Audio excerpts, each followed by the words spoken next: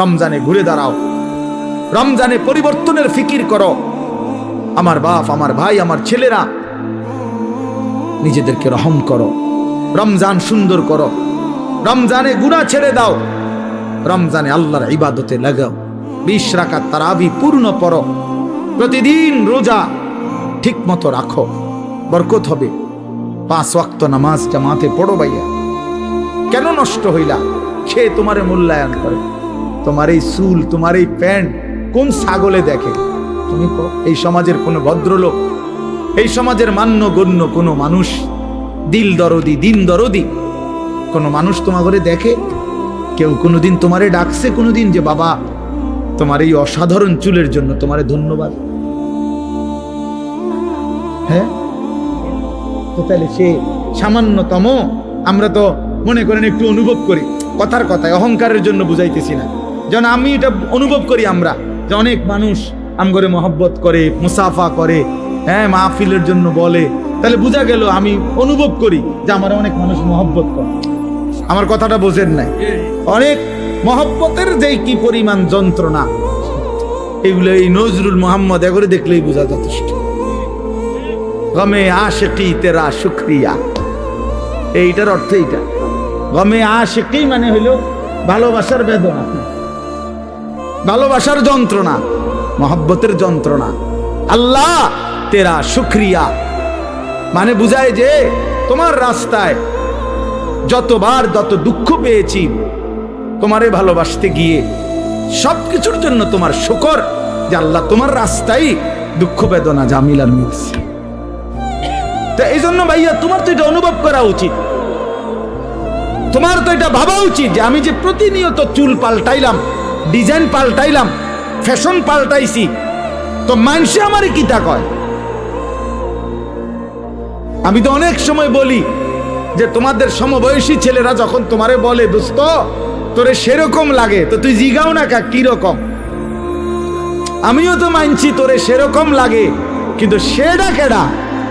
মান হুয়া সে কে? যার মতো তোমারে লাগে নিশ্চিত খবর নিলে দেখবা ফুট্টাখোরের মতো লাগে, গাঞ্জাখোরের মতো লাগে, নেশাখোরের মতো লাগে, জুয়ারির মতো লাগে, লম্পট চরিত্রহীনের মতো লাগে বেটা, ইমানদারের মতো লাগে না, জুনায়েদ বাগদাদির মতো লাগে না, বাইজিদ বোস্তামির মতো লাগে না, কোন আল্লাহওয়ালার মতো লাগে না বেটা, কোন হারামখোরের মতো মনে হয়,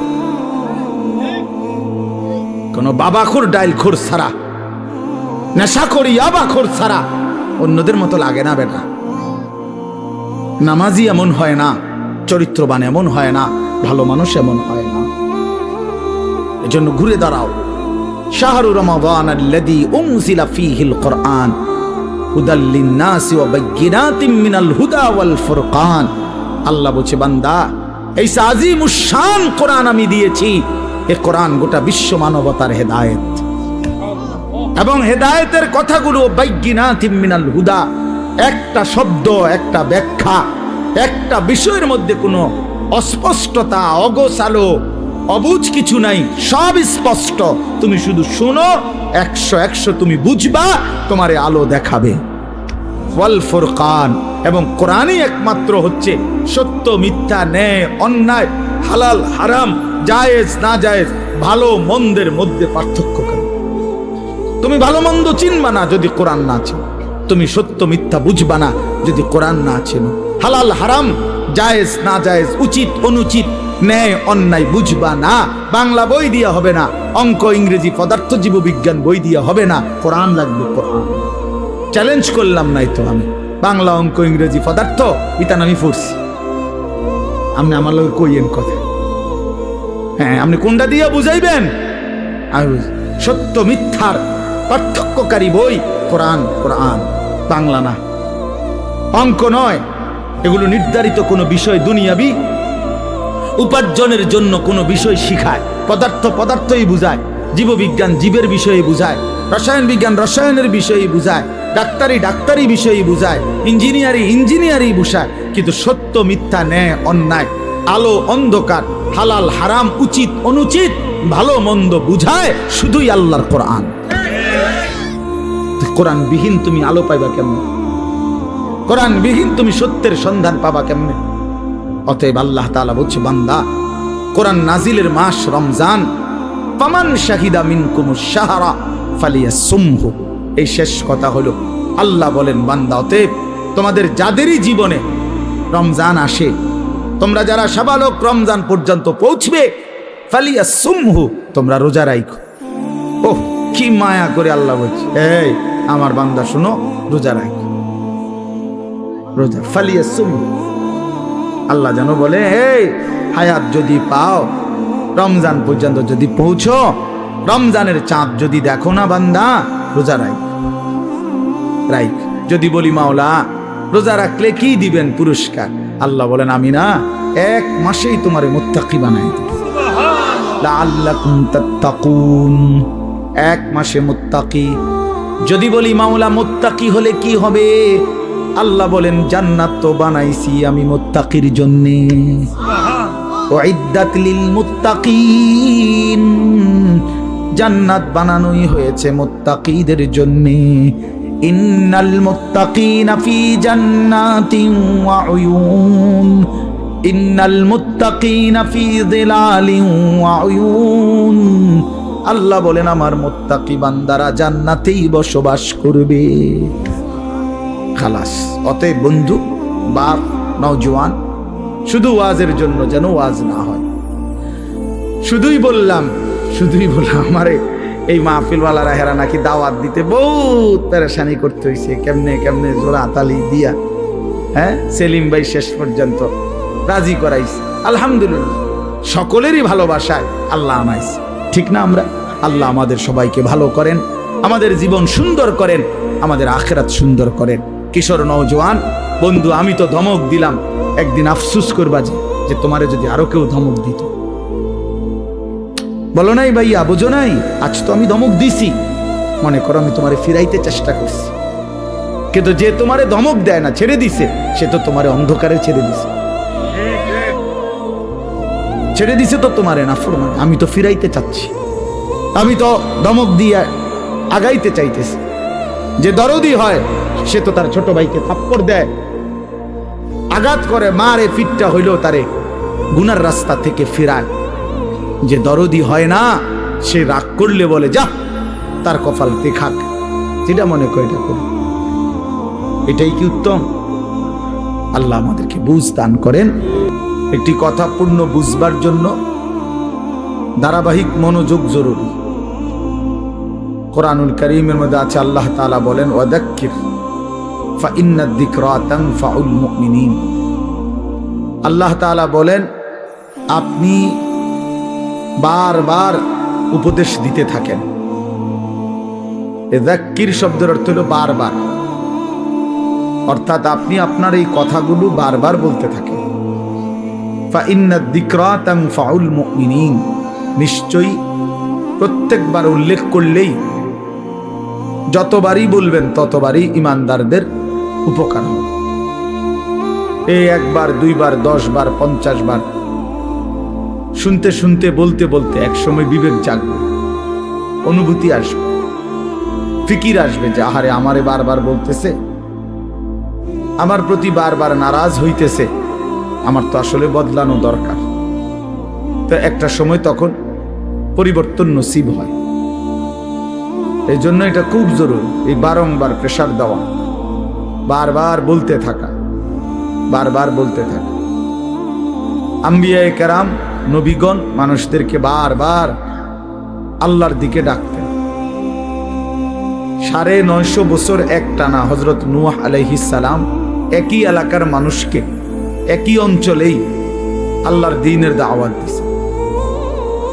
এক জায়গাতে, আজকে চিটাগাং, কালকে সিলেট, পরশু খুলনা, এমন না, একই অঞ্চলের মানুষকে, মনে করেন একটা নির্ধারিত সীমারেখার ভিতরেই এই মানুষগুলোকেই তিনি 950 বছর বলে গেছে। হতাশ হন নাই, বলেই গেছে। আমাদের নবী সাল্লাল্লাহু আলাইহি ওয়াসাল্লাম যখন তায়েফের ময়দানে প্রথমবার কালেমার দাওয়াত দিছেন, তখন সবাই প্রত্যাখ্যান করছে, কেউ গ্রহণ করে নাই নবীজির কালেমা। কেউই ঈমান আনে নাই, বরং সবাই নিজেদের বাচ্চা ছেলে পেলেদেরকে লেলায় দিছে, পাথর মেরে আল্লাহর নবী সাল্লাল্লাহু আলাইহি সাল্লামকে তাড়ায় দিছে।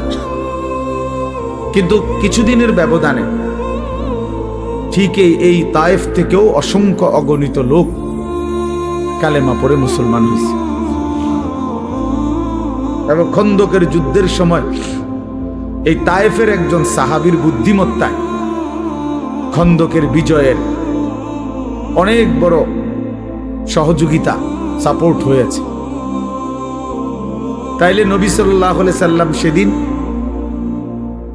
জিবরাইল ফেরেশতা এসে বলছিল, ইয়া রাসূলুল্লাহ, আপনি বললে পাহাড়ের ফেরেশতাকে বলে তায়েফবাসীকে দুই পাহাড়ের মাঝখানে ফেলে ধ্বংস করে দেয়। কেন তারা আপনার গা থেকে পবিত্র শরীর মুবারক থেকে রক্ত ঝরাইল? তো নবী সাল্লাল্লাহু আলাইহি সাল্লাম বলছেন, ইন্নী লাম উবআস লাআনান ওয়ালা গাদিবান, ইন্নামা বুইসতু রাহমাতান। বলছেন জিবরাইল, আমি অভিশাপ দিতে আসি নাই, আমি শুধুই কেবল রাগ করতে আসি নাই, ধ্বংস করতে আসি নাই, আমি এসেছি রহমত হয়ে। রহমত হয়ে আমি যদি আমার উম্মত ধ্বংস করে দেই কথায় কথায়, তাইলে আমি কালেমার দাওয়াত দেব কাকে? কাজেই তিনি বলছেন নবী সাল্লাল্লাহু আলাইহি সাল্লাম, জিবরাইল অপেক্ষা করো, আজ তারা ঈমান আনে নাই, ও চিরেই একদিন তাদের বংশধর, তাদের খানদানের কেউ হয়তো ঈমান আনবে। এই জন্য এই বারবার শুনলে, বারবার বললে, বারবার বলতে থাকলে কলিজার মধ্যে একসময় ধাক্কা লাগে।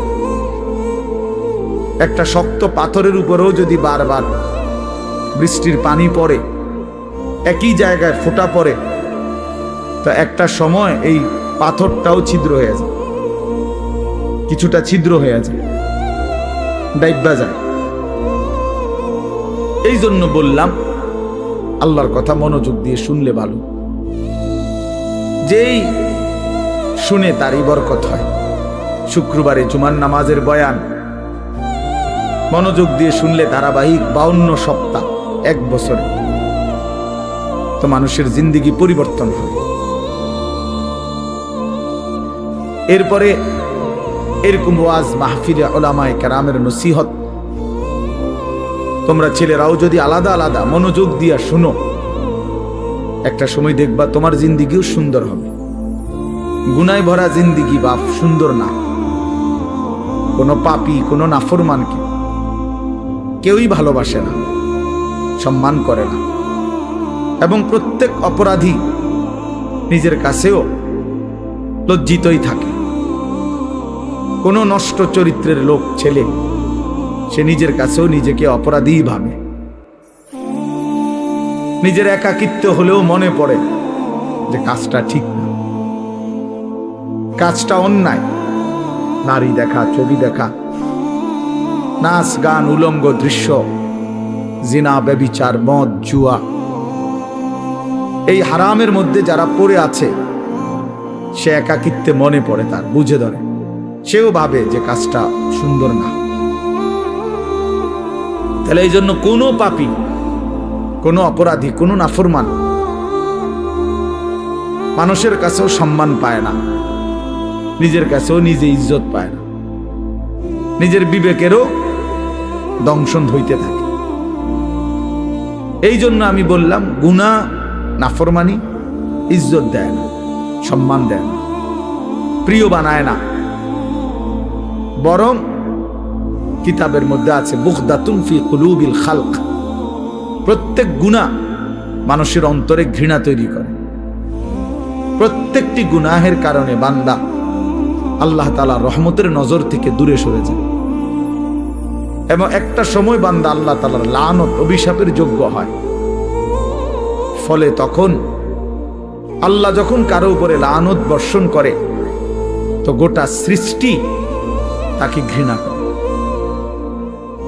এই জন্য তোমরা ছেলেরা মনে রাখো, আমি আজকে ওই আসরের আগে এক জায়গায় বলছি এই কথাটা, তোমরা অনেক ছেলে আছো, একটা মিনিট ভাইবো এই কথাটা, যে তুমি মনে করো দিন রাত মোবাইলে নারী ছবি অশ্লীল দৃশ্য দেখো, কখনোই এক ওয়াক্ত নামাজ পড়ো না, কোনোদিন ফজরের নামাজ পড়ো না, নাচ গান নাটক সিনেমা ছবি এই নিয়েই তোমার রাত কাটে, দিন কাটে, সময় কাটে, অথচ কেউ তোমারে ডাকে না। তোমার মা, তোমার বাবা, তোমার গ্রামের কেউ কারো তোমারে নিয়ে কোনো মাথা ব্যথা নাই যে ছেলেটা যে আমাদের চোখের সামনে নষ্ট হয়ে যাচ্ছে, চরিত্রহীন হয়ে যাচ্ছে, ফেরাইবার জন্য কারো চেষ্টা নাই, কারো মানসিকতায় নাই। কারণটা কি? তোমার দিকে কারো নজর নাই কেন? তোমার মা বাবা কারোই কোনো ফিকির নাই কেন? এর মূল কারণ হলো এইটাই, মনে রাখো, যে বুঝো বুঝলা, মনে রাখবা যে মূল কারণ হলো গুনাহ যখন মাত্রাতিরিক্ত হয়ে যায় তখন আল্লাহর লানত বর্ষিত হয়। আর তোমার উপরে আল্লাহর লানত পড়ছে দেখা, খোদার লানত, খোদার গজব পড়ছে দেখা আর তোমারে কেউ ডাকে না, তোমার দিকে কেউ ফিরেও চায় না, তোমার দিকে আর কেউ ফিরে চায় না। আহা, তোমারে আর কেউ বাঁচাইতে ফিরাইতে চেষ্টা করে না। এইটা হলো লানত, অভিশাপের বহিঃপ্রকাশ। নুওয়াল্লিহি মা তাওয়াল্লা ওয়া নুসলিহি জাহান্নাম ওয়া সাআত মাসীরা। আল্লাহ বলছে, আমার রাসূলের বিরুদ্ধাচরণ যে করে, আমার ইমানদার মুমিন বান্দা যে পথে চলে, তার উল্টো পথে যে চলে, তো আমিও তাকে সেই উল্টো পথেই চালাইতে থাকি এবং এই উল্টো পথেই একদিন তাকে আমি জাহান্নামে ফেলে দেব। কোরআন শরীফে মানে আর কোনোদিন ভাও করবে না ওই এই নারী ছবি মদ জুয়া চুরি ডাকাতি জিনা ব্যভিচার সুদ ঘুষ সিটারি বাটপারি, এই শেষ, এই জিন্দেগি। এভাবেই একদিন মৃত্যু হয়ে যাবে আর ফেরেশতা একটা লাথি দিয়া জাহান্নামে ফেলে, যা। ফেরেশতা বলবে, যা না ফেরবে, এই জিন্দেগি আর ফিরবে না, ফিরার তৌফিক হবে না। এটা অভিশপ্ত জীবন, মালউন, অভিশপ্ত যারে কেউ ফিরায় না। আমি আজকেও বললাম, আমার মায়ের বয়স 75 বছর, আমার আম্মার বয়স, আমার বয়স 44 বছর, আমার ওয়াজের বয়স আজকে প্রায় 21 বছর 22 বছর। আমার 4টা সন্তান আছে, তা আমার মা এখনো আমারে জিঙ্গায় ফুট নোয়াজ উঠছিল, কসম আল্লাহ, এখনো জিজ্ঞাসা করে ফুট নামাজ উঠছিল, এখনো মা জিগায় ফুট চাইও মানুষের মাহফিলে যাইয়া টাকা পয়সা লইয়া কারোর লগে ঝামেলা করো না, এই বয়সেও বলেন। হ্যাঁ, মা তার সন্তানকে এখনো নজর রাখছে। মা বৃদ্ধ হয়ে গেছে, আমারও বয়স কম হয় নাই, আমিও তো সন্তানের বাপ, তো তোমারে কেউ ডাকে না। তোমার প্রতিদিন ফজরের নামাজ ছুটে যাচ্ছে, তোমার মাও ডাকে না, বাবাও ডাকে না, কারণ তোমার উপরে খোদার লানত পড়ছে। তোমার 1 মিনিট তোমার কল্পনার মধ্যে নারী ছাড়া, ছবি ছাড়া, মোবাইল ছাড়া তোমার সময় কাটে না। কেউ তোমারে ফিরায় না যে বাপ কিরে তুই এটা কি করতেছ, এটা তো ভালো না, এটা তো তোমার জন্য সুফল আনবে না। এই কথাটুকুও তোমার ঘরে বলে না যাদেরকে, কেন বলে না কেউ? তোমার উপরে খোদার লানত, তোমার উপরে আল্লাহর লানত, তুমি অভিশপ্ত। এই জন্য তোমারে আর কেউ ফিরায় না। নাহলে খামখেয়ালি মানুষ কতক্ষণ করে, দুষ্টমি মানুষ কতক্ষণ করে, হাসি ঠাট্টা মজাক আড্ডা কতক্ষণ করে মানুষ, কখনোই কি ফিরবার সময় হয় না? কখনোই কি মনে পড়ে না? এভাবে দিল মরে যায় মানুষের, কোনো দিনই নামাজ পড়বে না, এভাবে মানুষের অন্তর মুসলমানের মরে যায়। আস্তাগফিরুল্লাহ, তো বেঈমানের অন্তর। আল্লাহ নবী সাল্লাল্লাহু আলাইহি সাল্লাম এর জন্য বলছেন, মাসালুল্লাযী ইয়াযকুরু রাব্বাহু ওয়াল্লাযী লা ইয়াযকুরু রাব্বাহু মাসালুল হাইয়্যি ওয়াল মাইয়্যিত। নবীজি বলেন যে আল্লাহ পাকের স্মরণ করে, জিকির করে, বন্দেগী করে, আর যে করে না, তো আল্লাহ নবী সাল্লাল্লাহু আলাইহি ওয়াসাল্লাম বলেন উভয়ের উদাহরণ হলো মাসালুল হাইয়্যি ওয়াল মাইয়্যিত, জীবিত এবং মৃত ব্যক্তির মতো। একজন জীবিত আর একজন মৃত। আল্লাহর গোলামি স্মরণ যার মধ্যে আছে, নবীজি বলছে সে জীবিত। আর আল্লাহর বন্দেগী যার মধ্যে নাই, আল্লাহর স্মরণ নাই, সে মৃত। সে মৃত। আল্লাহর নবী সাল্লাল্লাহু আলাইহি সাল্লাম বলেন, ইন্নাল্লাযী লাইসা ফি জাওফিহি শাইউম মিনাল কুরআন কাল বাইতিল খারিব। নিশ্চয়ই যার অন্তরের মধ্যে কিছু পরিমাণ কোরআনের জ্ঞান, কোরআন নাই, 10টা সূরাও পারে না, 5টা সূরাও পারে না, আল্লাহর কোরআনের কোনো ফিকিরে তার দিলের মধ্যে নাই, আল্লাহর নবী বলছেন ওই অন্তর হলো কাল বাইতিল খারিব, আলগা বাড়ি, সারা বাড়ির মতো। যেই বাড়ি মানুষ এখন আর বসতে কাজে ব্যবহার করে না, হয়তো এটা পুরান বাড়ি ছিল আগে, অন ভাঙ্গে টেঙ্গে গেছে, বেড়া টেরা ফুরিয়া গেছে, টিন খুইয়া গেছে, দরজা ভাঙ্গা গেছে, সারা বাড়ি আর কি, আলগা বাড়ি, বিরান ঘর, যে ঘরে আর থাকে না এখন। ফলে ওই ঘরে এখন কি থাকে? ওই ঘরে এখন কুত্তা থাকে, বিড়াল থাকে, সাপ থাকে, কেঁচো থাকে, এই সমস্ত প্রাণী থাকে, কুকুর বিড়াল থাকে, সাপ বিচ্ছু থাকে, এগুলো থাকে। আল্লাহ নবী সাল্লাল্লাহু আলাইহি সাল্লাম বলছেন যে কলিজার ভিতরে আল্লাহর কোরআন নাই, ওই দিলের মধ্যে কুত্তা থাকে, ওই দিলের মধ্যে শূকর থাকে, ওই দিলের মধ্যে বিড়াল থাকে, ওই দিলের মধ্যে সাপ থাকে, বিচ্ছু থাকে, মানুষ থাকে। ওটা সারা বাড়ি, ওটা আলগা বিরান ঘর, ওটা মরুভূমি, এটা মরিচিকা, ওটা হাহাকার। ফলে আর তার কোনো গন্তব্য নাই, জীবনের কোনো আগামাথা নাই, জিন্দেগির কোনো হিসাব কিতাব নাই। রাত হয় কখন, দিন হয় কখন, কোন নামাজের ওয়াক্ত আসে কখন, যায় কখন। জানোয়ারের আবার এত কিছু দরকার কি? কুত্তা এগুলা দিয়া করবে কি? শুকরে এগুলা দিয়া করবে কি? তাহলে মানুষ রূপী যেই জানোয়ার আল্লাহকেই ভুলে গেছে, হ্যাঁ, এই জানোয়ারের রাত কি আর দিন, এই জানোয়ারের শুক্রবার কি আর শনিবার কি,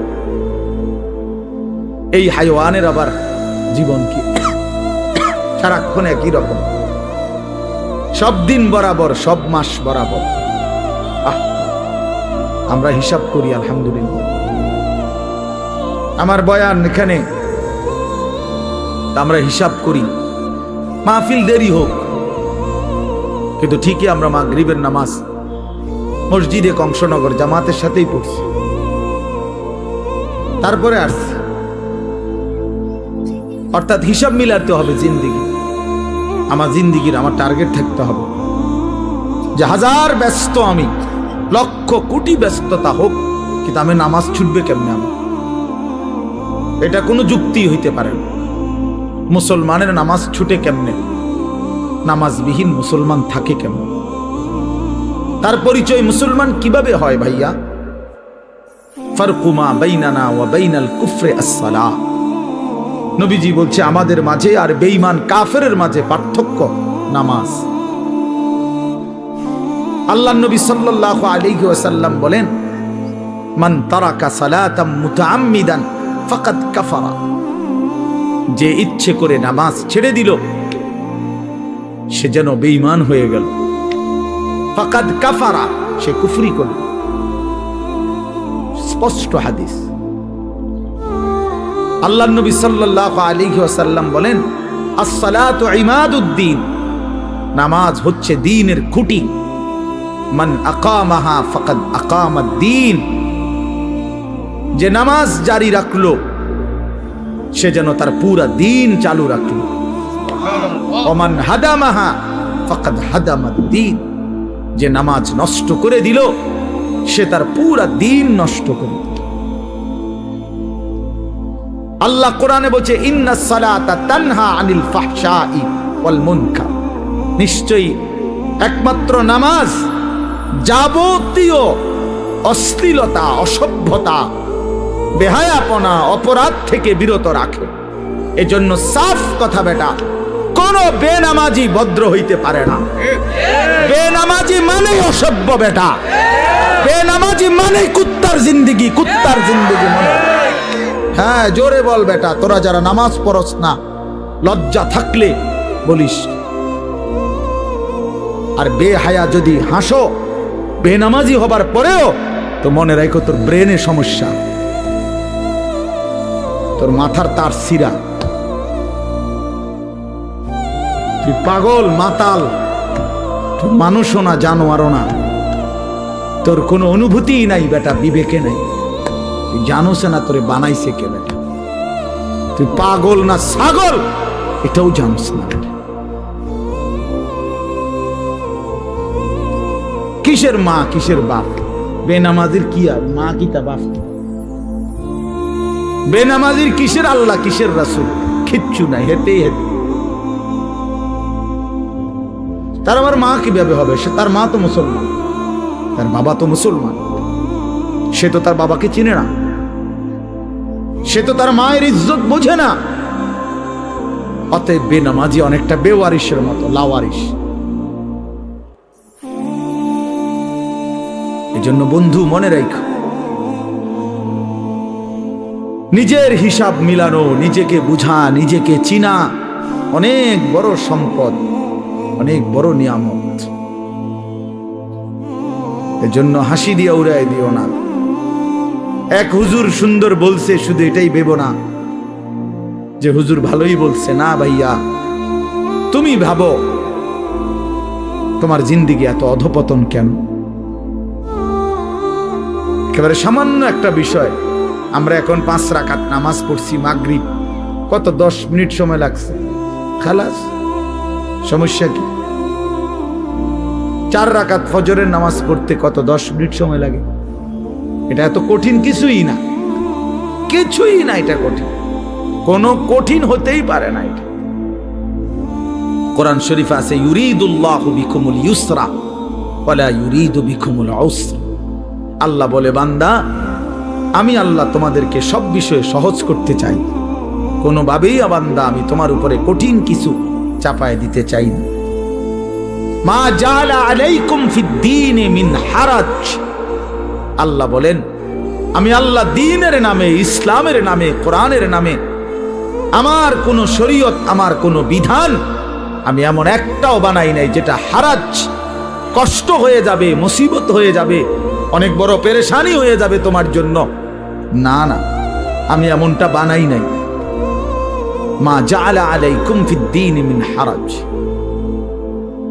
আল্লাহ নবী সাল্লাল্লাহু আলাইহি ওয়াসাল্লাম বলছেন, আদ-দীনু ইউসরুন, দ্বীন সহজ, ইসলাম মানা সহজ, সহজ, একেবারেই সহজ।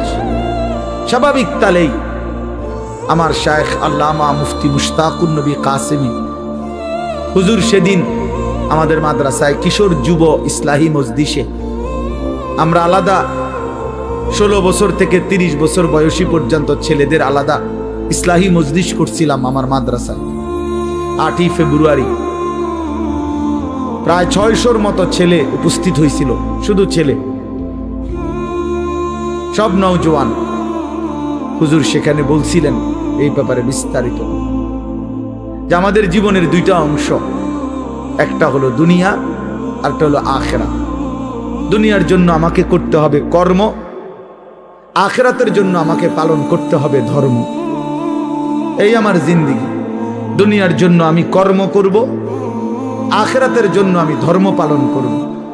কর্ম এবং ধর্ম, এই আমার জিন্দেগি। কিন্তু হুজুর বলছেন, দুনিয়া স্বল্প সময়ের, আখিরাত অনন্তকালের। কিন্তু আল্লাহ পাক দয়া করে অনন্তকালের আখিরাতের জন্য ধর্মের বিধান দিয়েছেন সামান্য, সামান্য সময়ের দুনিয়ার জন্য কর্মের সুযোগ দিছেন অনেক বেশি, অনেক বেশি। ফজরের 4 রাকাত নামাজ 10 মিনিট, আবার 1:30 জোহরের নামাজ আবার 20 মিনিট, তাইলে ওইখান দিয়া 20 মিনিট, এখান দিয়া 30 মিনিট, 10 মিনিট, এই আধা ঘন্টা। ফজরের জামাত হয় যদি 6টায়, জোহরের জামাত 1:30টায়, মাঝখান দিয়া 7টা, 8টা, 9টা, 10টা, 11টা, 12টা, 1টা, 7.5 ঘন্টার মাথায়। তাহলে 7.5 ঘন্টা বা 7 ঘন্টাই ধরো, ঠিক আছে, 7 ঘন্টা আল্লাহ বলছে বান্দা সামান্য দুনিয়া, কিন্তু যাও সময় বেশি দিছি, যাও তবুও করো, সমস্যা নাই, 7 ঘন্টা করো। আর অনেক লম্বা আখিরাত, একদিন হাসরের ময়দানের 50,000 বছর, ফুলসেরা 30,000 বছরের রাস্তা, কবরের শেষ ব্যক্তিটাও থাকতে হবে। কোন মুহাদ্দিসিন বলছে 40,000 বছর। এই লম্বা সফর অনন্তকালের আখিরাতের জন্য এই 7 ঘন্টার ব্যবধানে, 8 ঘন্টার ব্যবধানে সময় নিলাম মাত্র 30 মিনিট, 7.5 ঘন্টা তোমার এই দুনিয়ার জন্য দিয়ে দিলাম। তবুও যদি বলো বান্দা আমি জুলুম করছি, তার ইনসাফ কিভাবে? তবুও যদি বলো বান্দা আমি পারবো না, গাদ্দার, তোমার মতন নাফরমান আর কে হইতে পারে? তোমার সামান্য দুনিয়া, অথচ সময় দিছি বেশি।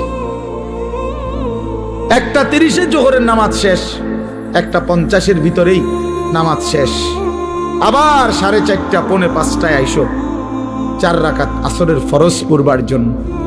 মাঝখান দিয়ে আবারও আমি আল্লাহ তাআলা লম্বা 3 ঘন্টার মতো সময় আবারও দিলাম, যাও আবার মেহনত করো, আবার পরিশ্রম করো, আবার কামাই করো, আবার কামাই করো। 8টা বাজে এশার নামাজ পড়ছো, 6টা বাজে ফজরের নামাজ। এশার নামাজ আর ফজরের নামাজের মাঝখানে 9টা, 10টা, 11টা, 12টা, 1টা, 2টা, 3টা, 4টা, 5টা, 6টা, প্রায় 10 ঘন্টা আমি আল্লাহ বিরতি দিয়ে রাখলাম। যাও ঘুমাও, তোমার আরো যদি কোনো কাজ থাকে করো, সংসার করো, স্ত্রীর সাথে সময় দাও, নিজের ঘর সামলাও, নিজের আরো কোনো কাজ থাকলে করো বান্দা। আবার 10 ঘন্টার ব্যবধানে 4 রাকাত নামাজ পড়তে আইসো। আমি আল্লাহ জুলুম করলাম,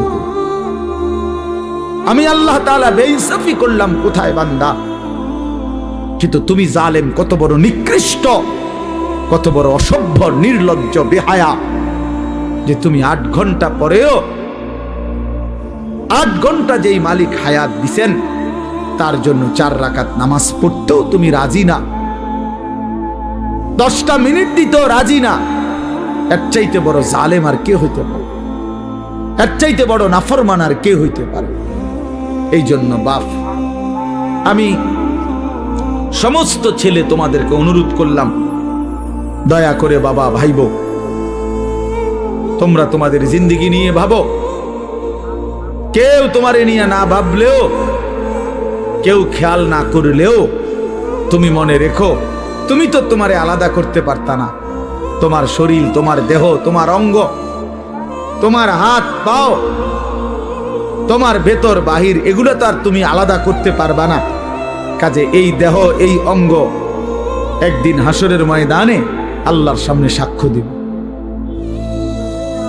সাক্ষ্য দিবে। এজন্য যদি গুনাই করতে হয় নিজের চোখকে আড়াল করে গুনাহ করো, যদি গুনাই করতে হয় নিজের হাতকে আড়াল করে গুনাহ করো, যদি গুনাই করতে হয় নিজের দেহকে আড়াল করে গুনাহ করো। কিভাবে সম্ভব? সম্ভব? আমার চোখে আমি না দেখলে, আমার হাত আমি স্পর্শ না করলে গুনাহ হবে কেমন? এজন্য কোরআনুল কারীমে আল্লাহ বলছেন, ওয়াশাহিদা আলাইহিম সামউহুম ওয়া আবসারুহুম ওয়া জুলুদুহুম বিমা কানু ইয়ামালুন।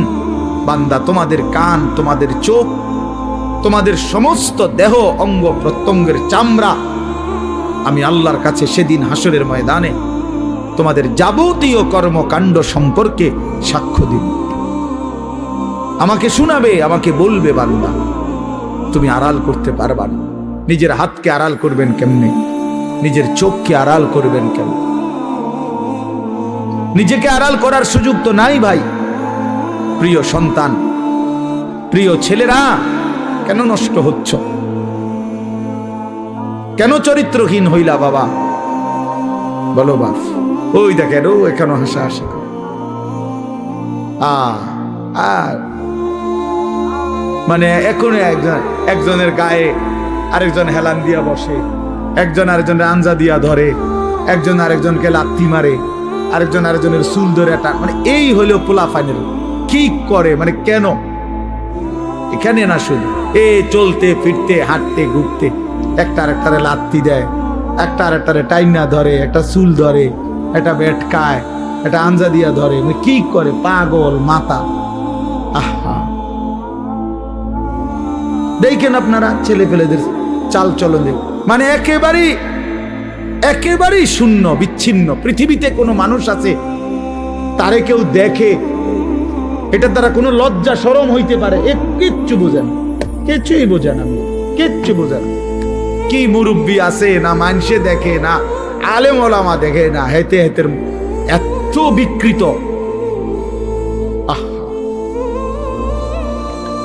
আল্লাহর নবী সাল্লাল্লাহু আলাইহি ওয়াসাল্লামের জন্য হাদিস আছে